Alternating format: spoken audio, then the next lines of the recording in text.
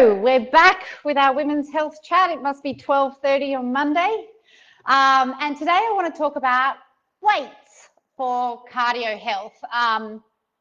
And also in a separate side, weights if you already have heart disease. So until now, cardio and aerobic exercise has been the most promoted exercise of choice for providing heart health. So walking, puffing exercises, cycling, swimming, that sort of thing. However, lifting weights for less than an hour a week can also reduce your risk for heart attack and stroke by 40 to 70%. Boom, that's huge, right? So as well as it'll increase your functional strength, help work on bone density, increase your mobility for like squats and lunges and getting up and getting down and that sort of thing. So weights is really, really, really good for you, especially if you don't have heart disease yet, but you do have other risks. It can help negate those risks. So if this is you, we want to start lifting weights like today, maybe tomorrow. You want to do 20 to 60 minutes, but start at 20. Build to 60. You want to do it 2 to 3 times a week. Start with once a week, build to 3 times, and lift about 80% of what you could do once, which is about 8 to 12 repetitions in a row, and then you have a rest, and then you do it again. What 3 great exercises include, so I'll show you, this is a place to get started, right?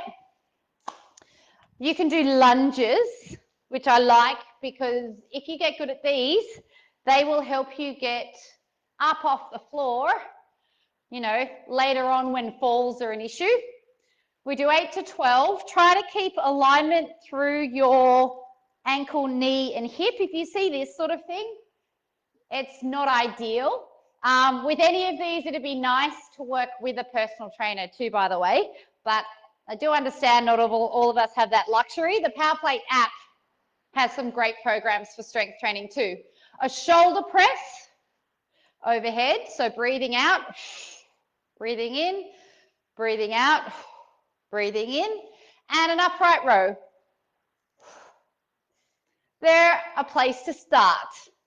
Okay, really simple exercises that'll start getting you strong from tomorrow.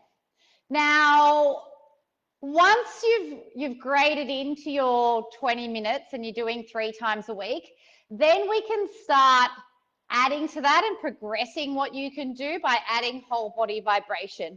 Now, with whole body vibration or power plate, every time the power plate comes up and goes down, there's a micro moment of ground reaction force, which is this, landing, which is controlling acceleration, which is strength.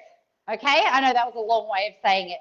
So you would do your lunges and then you would set this up to what you're comfortable on, and you can just hold, or even better, you can start to diversify where your strength is, so what your leg is able to do. You know, so this is basically a lunge, but I'm just hopping with my back foot. And you see the angle of the ankle, the angle of the knee, the angle of the hip changes as I go around. Then I would do the other leg with my lunges, and I would do my other leg on the power plate, hopping around, diversifying what my leg is capable of. Obviously, if your knee hurts, your hip hurts, maybe just do the ranges that don't hurt or twist your body up. Muscle pain is great, joint pain not so good. So to superset an overhead press, you want these muscles. So we would go this way, and then we just march our hands in all the ways the hands march. If that's too hard, you can march your feet. Okay, that's a little bit easier. It's actually quite a hard exercise, so don't feel too bad if you don't do any of this 3D work. And then the upright row, I just like to do dumbbells on the power plate,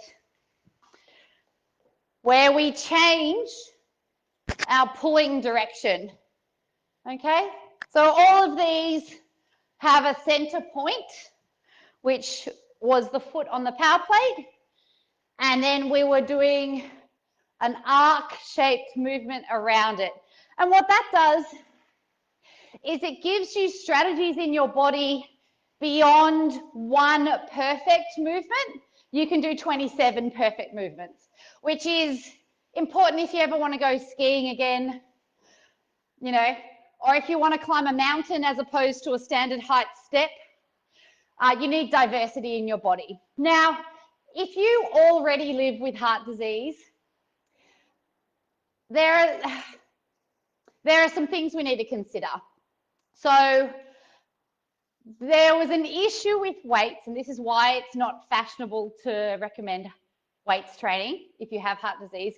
There's an issue where when the muscle is held on, there's a rise in your blood pressure. But what they've found is that's not what happens. What happens is the blood vessels are constricted when the muscle's under load, but then as the muscle relaxes, it actually sucks blood into it. So it works like a pump, right? So we do want you to strength train if you already live with heart disease.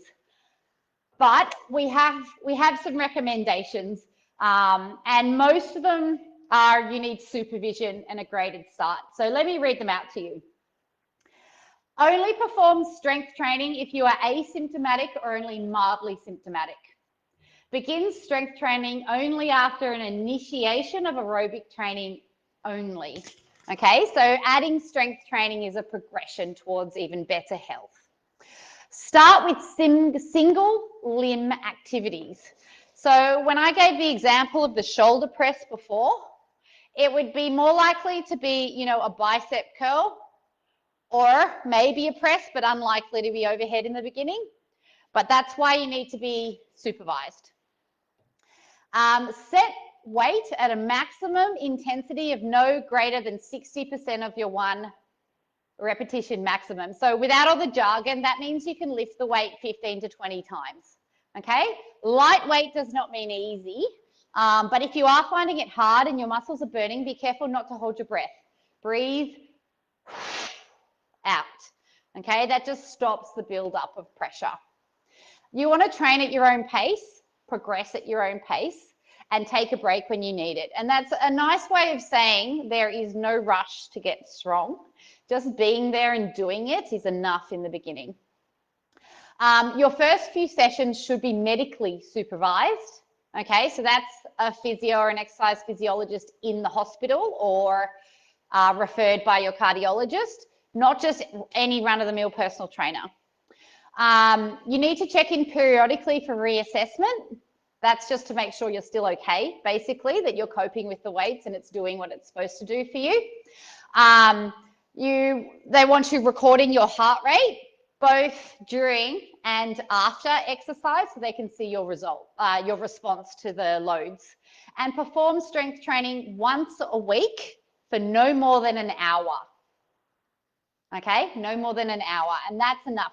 Once you've settled into your cardio and strength training programs, you can start supplementing with whole body vibration. So the vibration for our purposes today is a progression. It's an add-on. We do more with it and we build diversity into your body with it.